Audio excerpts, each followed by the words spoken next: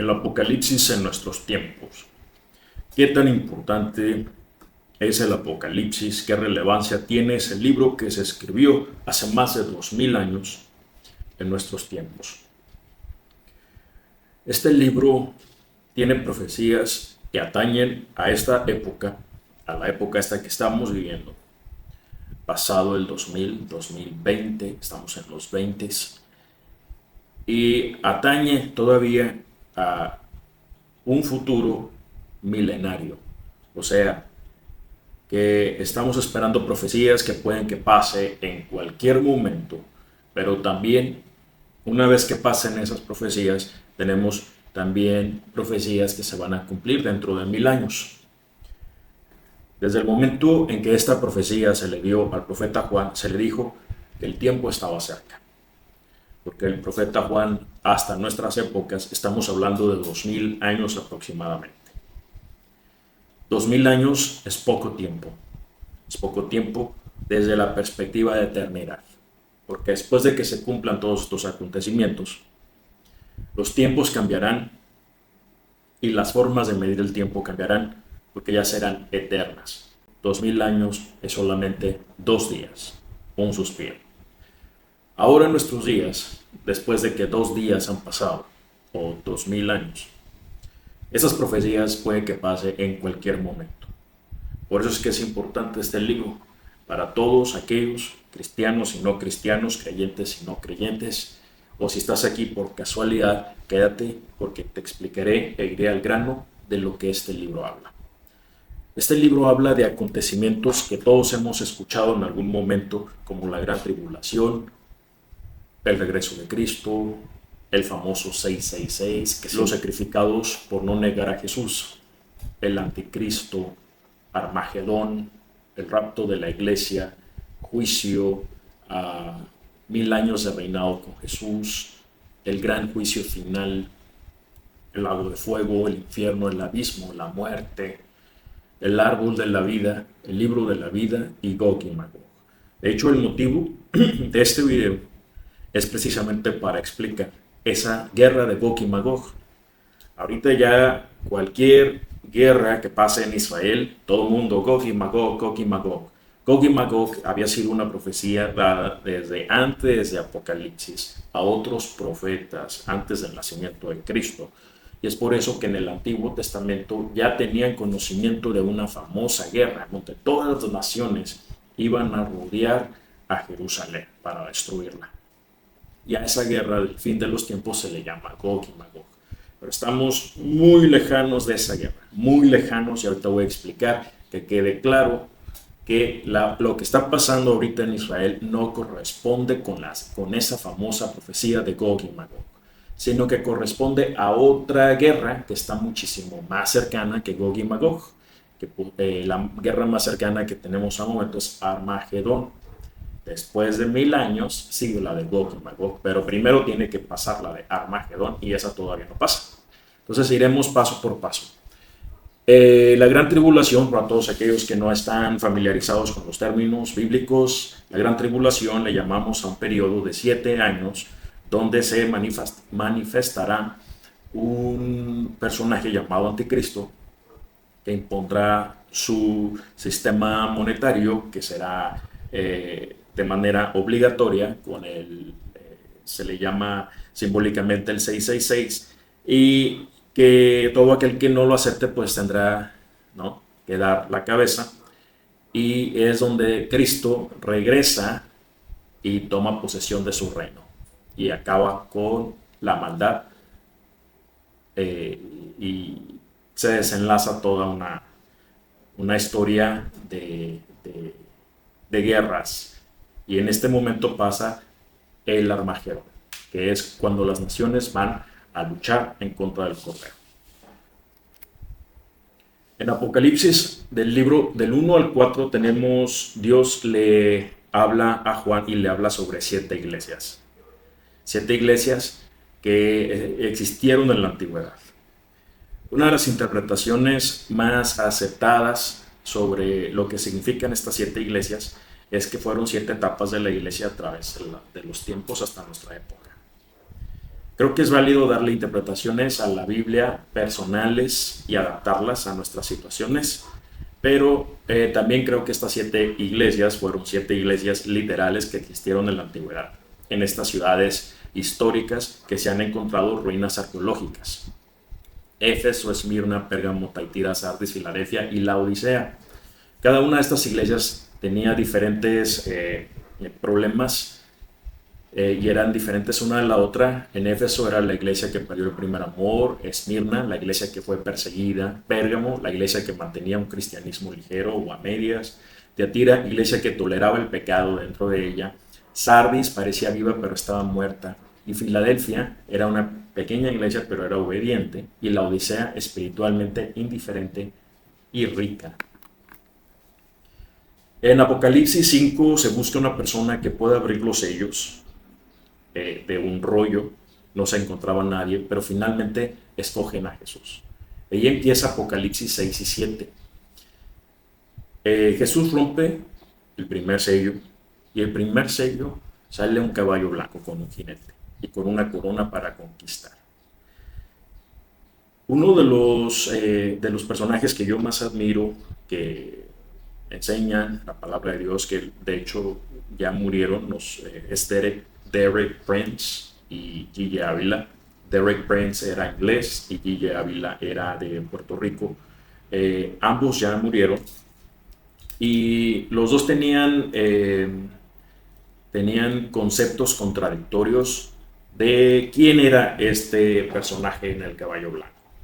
Derek Prince decía que probablemente era Jesús y Gigi Ávila decía que era el anticristo.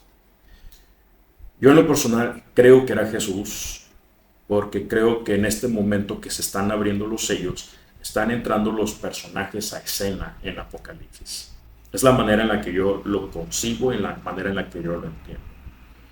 Porque este caballo blanco se vuelve a repetir en Apocalipsis más adelante, en otro capítulo, y habla y dice expresamente que es Jesús. El segundo sello sale un caballo rojo, uno negro, uno amarillo. En el tercer sello, en el cuarto sello, y cada uno de estos caballos representa diferentes cosas. Y cada uno de estos caballos representa diferentes cosas. El caballo amarillo representa la muerte y el infierno le seguiría. El caballo rojo representa la guerra y el negro representa la escasez. Todos estos eran elementos que iban a estar presentes en la gran tribulación. Jesús, la muerte, la guerra y la escasez.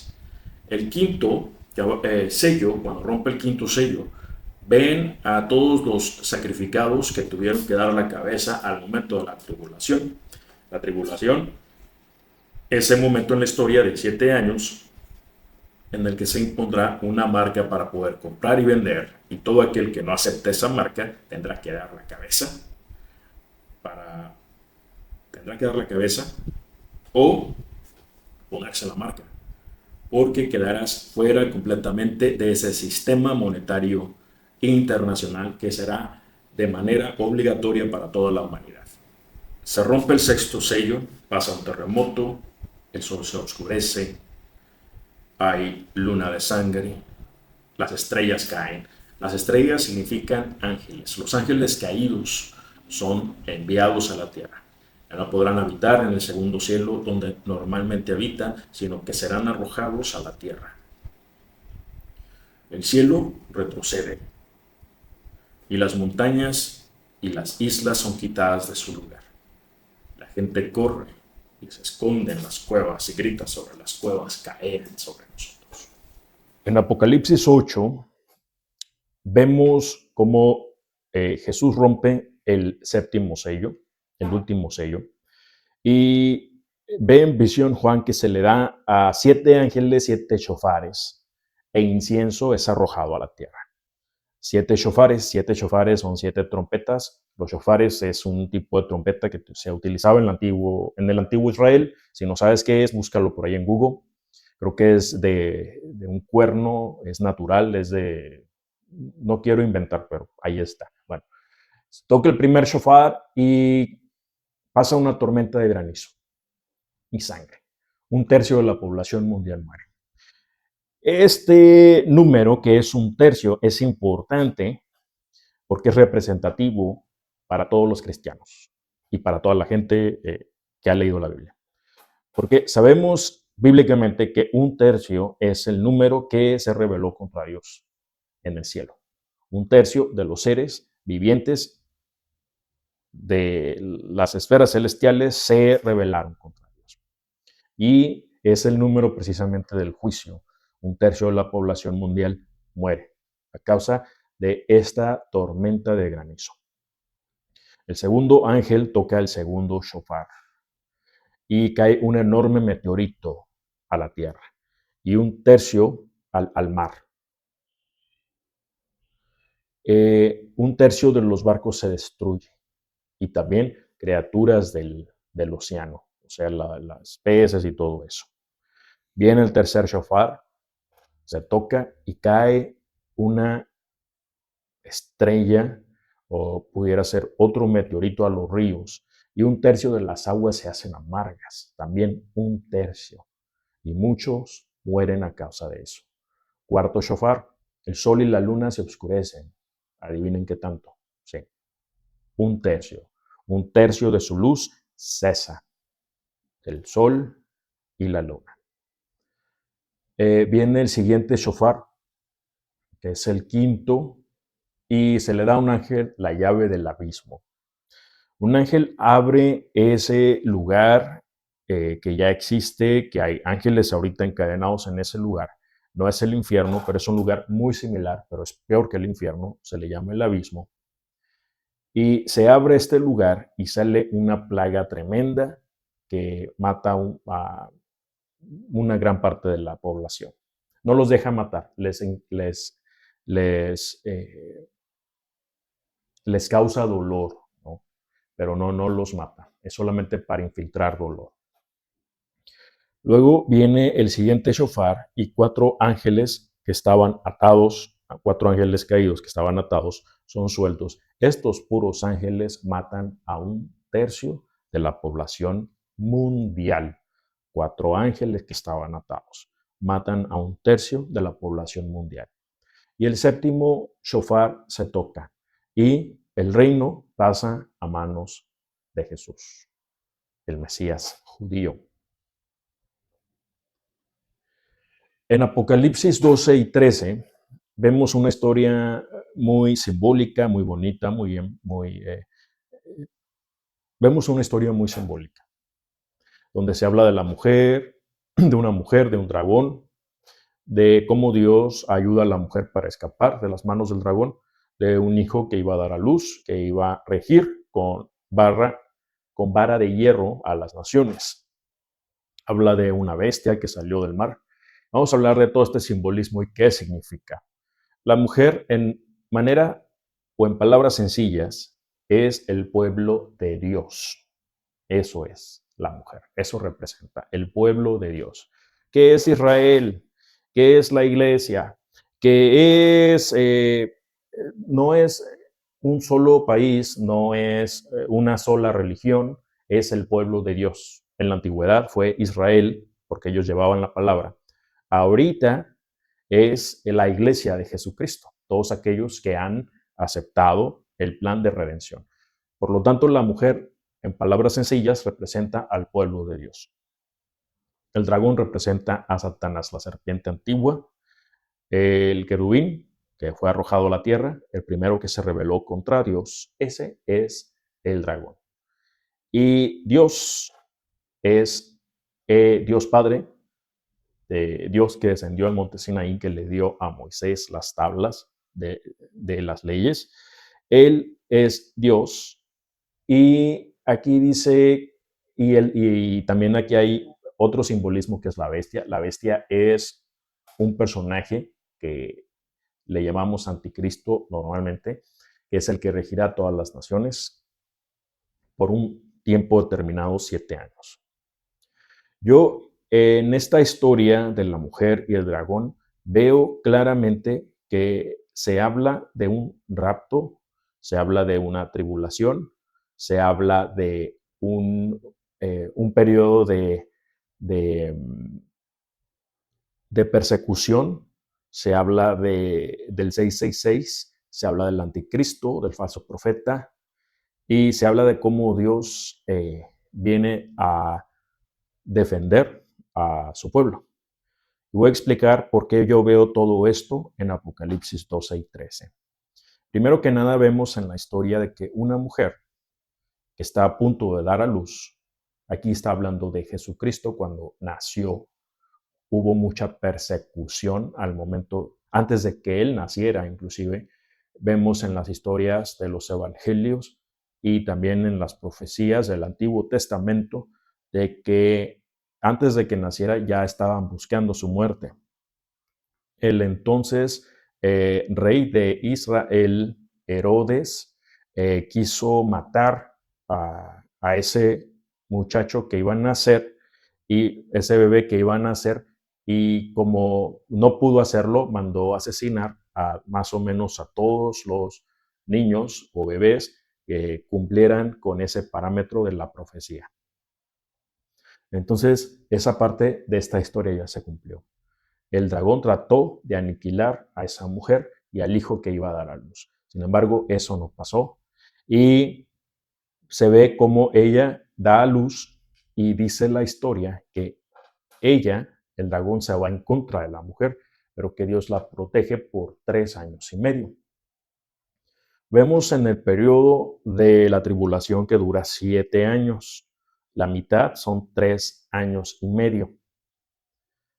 Vemos que Satanás trata de aniquilar a esa mujer que hemos dicho que representa al pueblo de Dios.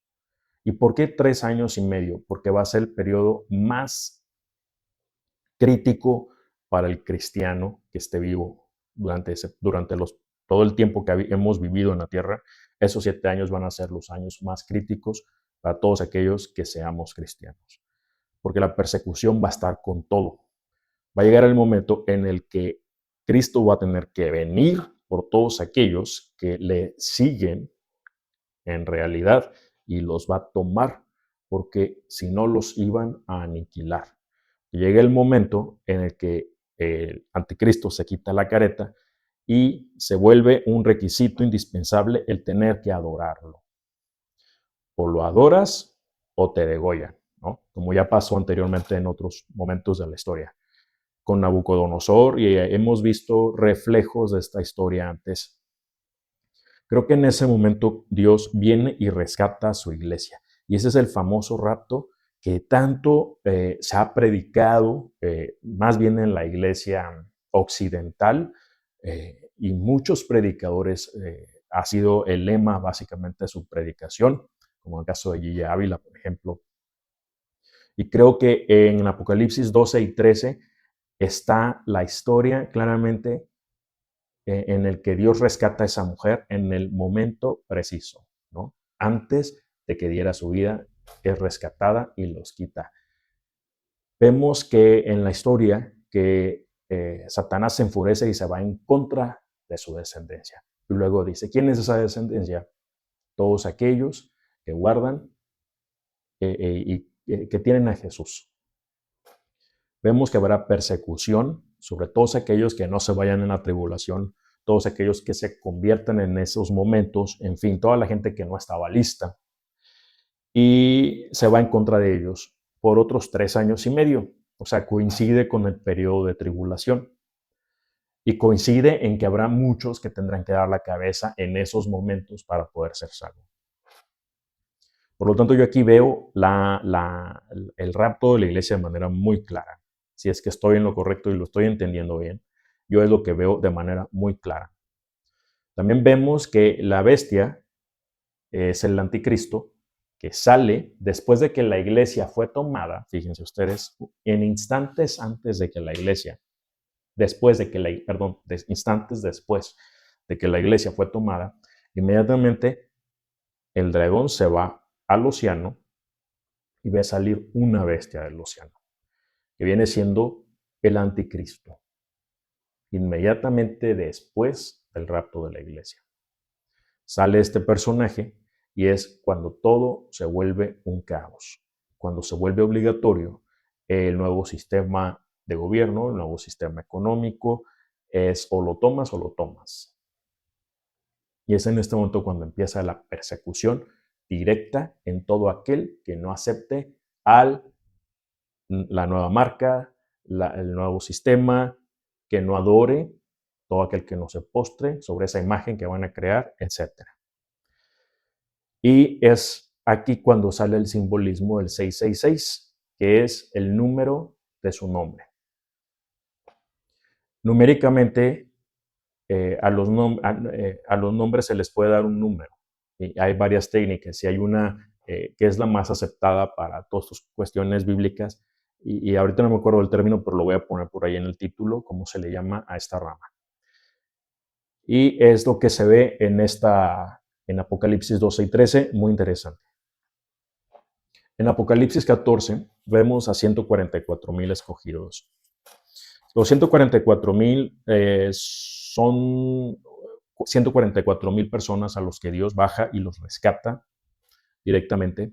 Yo creo que son personas de Israel, judíos, porque rescata específicamente a 12,000 de diferentes tribus de Israel, 12,000 de aquí, 12,000 de allá, 12,000 de Judá, 12,000 de Dan, 12,000 de Naftali, etc. Por lo tanto, creo que son lo mejor de cada una de las tribus de Israel. No son otras iglesias gentiles, como lo hemos escuchado tal vez de los testigos de Jehová, que ellos decían que eran 144,000, y probablemente haya muchas otras denominaciones que se digan que ellos son, pero no son de Israel. También aquí dice, en este momento en Apocalipsis cae Babilonia. Babilonia fue una ciudad, la primera civilización que hubo en la tierra, y es una ciudad, fue la más importante, pero donde inició la gran caída del hombre también, ¿no? Fue, pero se le llama así de manera espiritual, y yo lo veo que no es solamente una ciudad, sino que más bien es toda la civilización como la conocemos ahorita. Yo así lo veo, que es la caída de la civilización actual.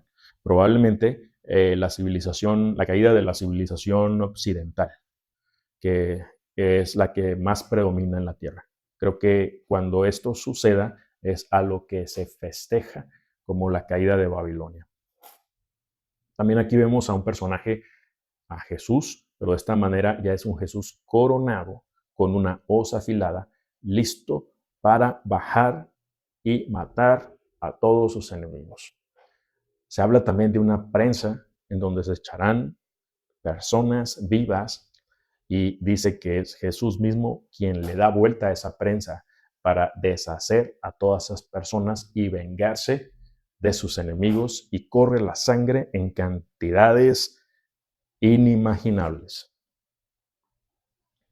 En Apocalipsis 15 y 16 vemos que en este momento ya se murió una tercera parte de la población, ya una tercera parte de todos los animales ya no están, el sol ya no tiene una tercera parte de su luz, la luna ya no tiene una tercera parte de su luz, ha habido terremotos, hambres, escasez, y han pasado muchas cosas. Ya para este momento y acabar con todo, hay 7 ángeles con 7 las últimas plagas. Y en este momento de lucha en el que se está peleando contra el trono de Satanás, que todavía está en pie en ese momento, vemos que la manera de pelear de los que estaban al frente en la batalla está peleando, pero están cantando al Cordero, la canción de Moisés, ¿sí? Y la canción del Cordero. No es peleando. Siempre nuestros conceptos de pelea es de lucha directa, luchando contra el enemigo. Pero aquí vemos que ellos dicen que están enfrente de la batalla, pero que están cantando mientras pelean. Es una forma de ganar batallas alabando a Dios. Aquí lo vemos claramente en Apocalipsis 15 y 16. Estaban cantando la canción de Moisés y la canción del Cordero. Esto también me hace recordar al momento en el que van a buscar a Jesús, cuando estaba todavía en la tierra, ya en los momentos finales, creo que el monte Getsemaní, y van y dicen, ¿quién es Jesús? Y él dice, yo soy. Y que en ese momento todos caen al suelo. La palabra en sí tiene mucho poder y por lo general pasamos por alto el poder literal que tiene esa palabra. Con estas 7 plagas lanza la primer plaga. La primera plaga es, salen llagas horribles, apestosas, terribles, dolorosas a la gente. La segunda plaga, cuando se vierte sobre la tierra, el mar se hizo sangre. Ya no solamente una tercera parte, sino todo. Todo el mar se hizo como de sangre de un muerto. Los ríos y los arroyos también se hicieron sangre. Ahora sí, de manera completa. La cuarta plaga, el sol quemó a la gente. Se le dio permiso al sol para achicharrar literalmente a la gente. La quinta plaga, se atormenta al trono de la bestia con dolor y con una obscuridad intensa. Y el sexto, se seca el río Éufrates para dar paso a la guerra. Esta es la guerra de Armagedón y esta es la guerra más próxima. Así que la próxima vez que escuches en internet que la Gog y Magog no es Gog y Magog, porque para Gog y Magog faltan muchos años. Ya que suceda Armagedón, esa famosa guerra de Armagedón, todavía hay que esperar 1000 años más para que suceda la guerra de Gog y Magog. Entonces hay mucha confusión en la internet y ese ha sido el motivo principal por el cual decidí hacer este video. El poner en claro que no es Gog y Magog. Gog y Magog está muy lejano en la historia. Viene después de la época milenial, al final de la época milenial, cuando ya Cristo está reinando en la tierra. Todavía Cristo no viene a tomar posesión de su reinado. Para eso tiene que pasar este proceso de la tribulación del cual estoy explicando ahorita. Después de ese proceso de la tribulación, al final de estos 7 años, viene una guerra que es esta, Armagedón, cuando ya han pasado plagas terribles en la tierra y ha pasado lo inimaginable. Después, la última plaga, que le echan la plaga al aire y pasa el peor terremoto de todas las épocas y un granizo con hielos de más de 30 kilos. Imagínense. En Apocalipsis 17, viene uno de esos ángeles que tenía una de esas plagas y le dice, te voy a mostrar el juicio de la prostituta que llegó montada en la bestia con 7 cabezas y 10 cuernos, porque Juan ve en visión a una mujer sentada sobre una bestia. Esta misma bestia coincide con la historia de la mujer y el dragón, donde después de que Dios quita a la mujer y la rescata por 3 años y medio, se ve cómo él se acerca al mar y sale una bestia, exactamente con esta descripción, con 7 cabezas y 10 cuernos. ¿Qué simbología hay detrás de esto? La mujer son los impíos o la iglesia falsa. La iglesia falsa que puede, la mayoría de las personas siempre hacen relación con la iglesia católica, pero la iglesia católica no es la única iglesia que puede encajar dentro de la mujer, sino cualquier otra iglesia que sea falsa, donde se adultere, por así decirlo, los principios bíblicos. La bestia es Satanás, ¿sí? Y las 7 cabezas representan a 7 reyes. 5 ya fueron, uno es y el otro vendrá. Ese es fue hace 2000 años, o sea que en el momento en el que estaban los apóstoles vivos, había un rey, el cual era una de estas 7 cabezas, que era un anticristo, por así decirlo, que estaba vivo en ese momento, que era especialmente sádico en contra de los cristianos y se les asesinaba, se les perseguía, había mucha persecución en contra del mundo cristiano, los echaban al Coliseo, para que los leones los destrozaran. Y una persona de esta calaña regresará. Y ese séptimo rey será el anticristo, ese último anticristo. Pero ya ha habido más anticristos en la historia. Para ser exactos, ha habido 6. 5 para el momento de los apóstoles ya habían pasado, ya habían muerto, ya habían sido parte de la historia. Y uno estaba vivo en los momentos de los apóstoles. Es por eso que muchos de ellos creían que estas palabras eran para cumplirse en la época en la que ellos estaban vivos, porque había un anticristo vivo en esa época. Pasa este anticristo que estaba vivo en esa época, o era un emperador romano, y nos falta el último rey del que habla esta profecía, que todavía no está, que estoy casi seguro que es el anticristo. Y estas 10 coronas representan a 10 naciones, 10 reyes, 10 gobiernos, que estarán juntos o tendrán alianzas para gobernar juntamente con esta figura que llamamos anticristo. Estas 10 naciones se han hecho muchas interpretaciones a través de los tiempos y siempre las interpretaciones se han equivocado en la mayoría de los casos porque vemos que geopolíticamente el mundo es muy cambiante y una de las más aceptadas del siglo pasado y nuestras épocas era que posiblemente podía ser Europa. Pero ya en términos más actuales, yo más bien creo que se refiere a una alianza entre países no solamente de Europa, sino países poderosos que pudieran ser parte de otros continentes, pero con mucho poderío, probablemente algunos de Europa, otros por acá de las Américas, otros por acá en Asia. Ya viendo el tema desde una perspectiva más internacional, en pocas palabras son 10 naciones que crean una alianza y el anticristo está a la cabeza de ellos. Eso es lo que representan esas 10 coronas.